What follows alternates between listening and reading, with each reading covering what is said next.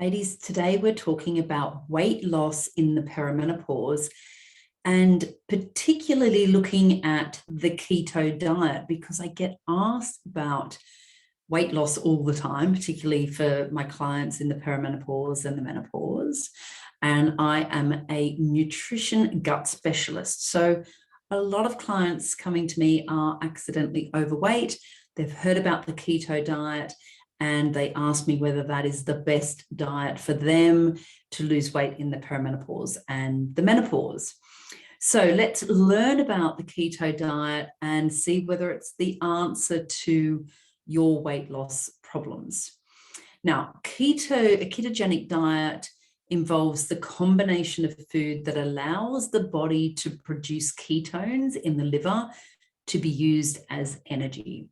So this is training the body to use fat and protein as the energy source, as opposed to the traditional energy source, which is carbohydrates, which gets converted to glucose, which then gets burned and used up as energy.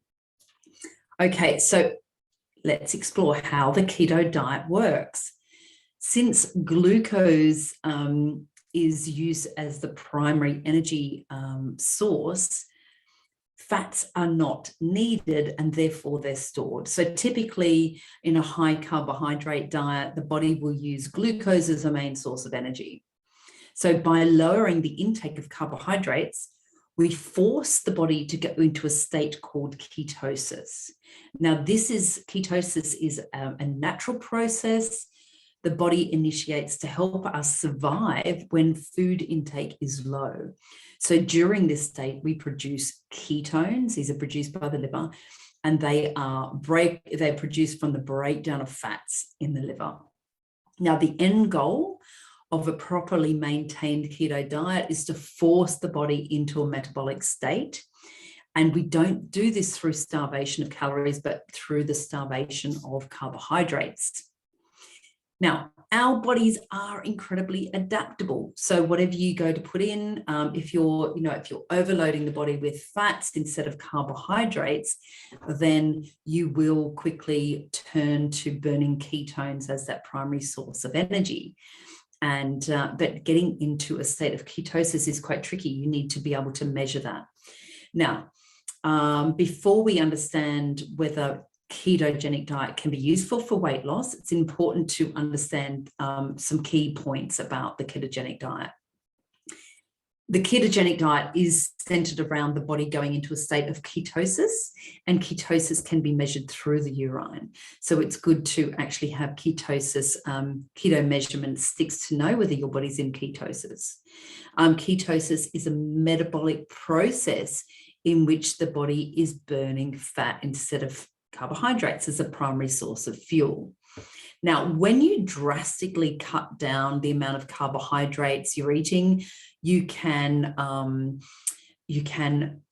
aid the switching into ketosis. And once in ketosis, the liver uses the body's fatty acids to make molecules known as ketones to burn as fuel.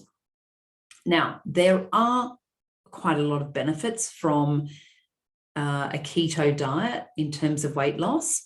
So when you eat low carb, your body starts to burn the fat as fuel.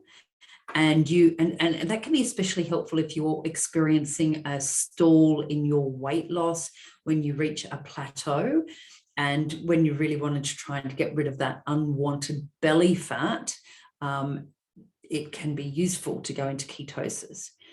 But ketosis also can help balance the blood sugars, and it can also help balance the hormones, because when we eat, hormones are produced to break down all the food in the stomach. So as soon as we eat, hormones are produced to break down the fats, the carbohydrates, proteins in the stomach.